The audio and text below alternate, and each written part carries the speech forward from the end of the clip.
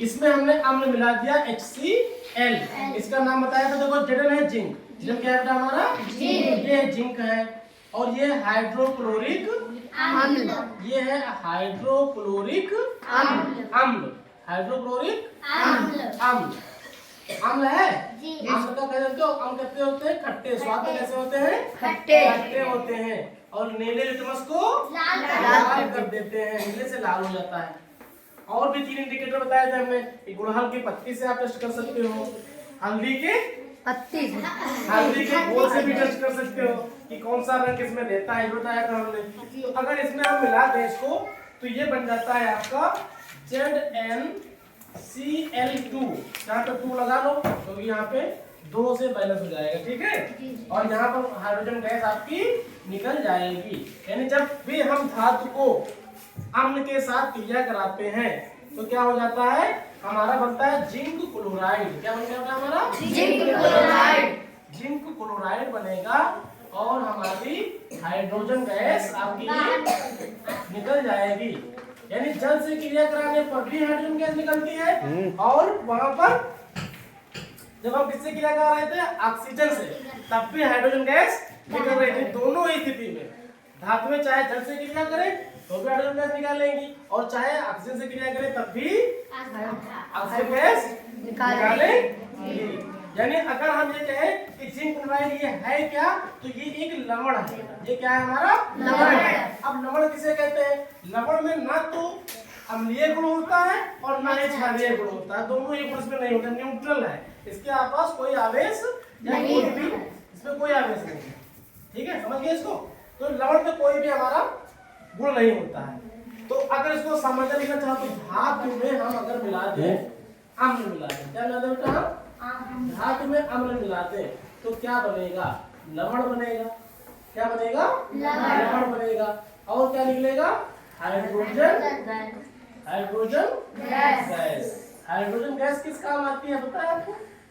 बड़े बड़े जब रॉकेट होते हैं अंतरिक्ष में जाते हैं तो उसमें हाइड्रोजन गैस ही को भरी जाती है, बहुत हल्की गैस होती है। आराम से इंजन को चलाती है और ऊपर आराम से रॉकेट आपका पहुंच जाता है, समझ गए? अच्छा, ये तो हमने बता दिया। अगर हम मान लें कि अधातु से क्रिया कराएं हम लोग को, अधातु से किससे करा दें? अधातु से अगर क्रिया कराएं हम,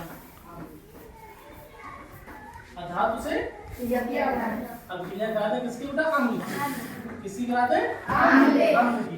तो एक नाम सुना होगा आपने, सल्फर। क्या नाम है? सल्फर होता है अधातु। सल्फर क्या है? अधातु। इसको हम कराते हैं किससे? जल। किससे करा रहे हैं? अम्ल से। एक अम्ल लेते हैं, हमने कहा HNO3 लेंगे।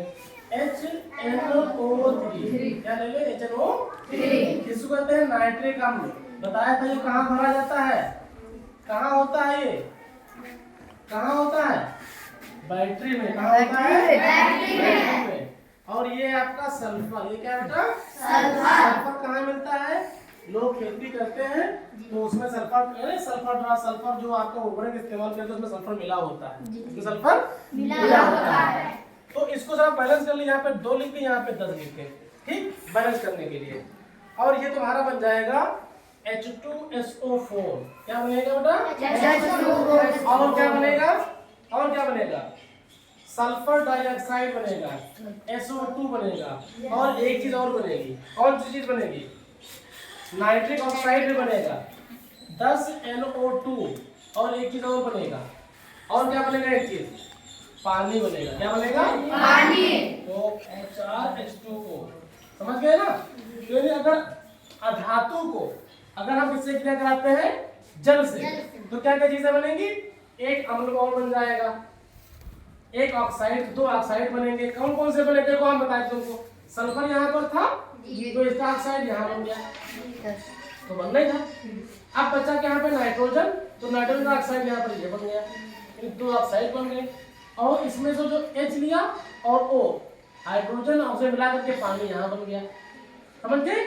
और एक अम्ल भी बन गया, क्योंकि सल्फर ऑक्साइड भी बनाया गया और अम्ल भी बना दिया। तो जब भी अगर अम्ल की क्रिया करोगे किससे? अधातुओं की, तो एक अम्ल भी बनेगा, एक दूसरा नया अम्ल बन जाएगा, और पानी बनेगा, और दोनों के ऑक्साइड बनेंगे, क्योंकि नाइट्रोजन भी अधातु है और सल्फर भी अधातु, दोनों के ऑक्साइड भी आपके बनेंगे। नया अम्ल कौन सा बना? नया अम्ल कौन सा बना? इसका नाम बताया था हमने, इसका नाम क्या बताया था? Sulphuric acid. सल्फ्यूरिक अम्ल कहाँ पड़ता है ये? बैटरी में बताया था कि सल्फ्यूरिक अम्ल और ये दोनों का मिक्सचर पड़ता है उसमें, ध्यान रखिएगा, दोनों का मिक्सचर उसमें पड़ता है। ठीक।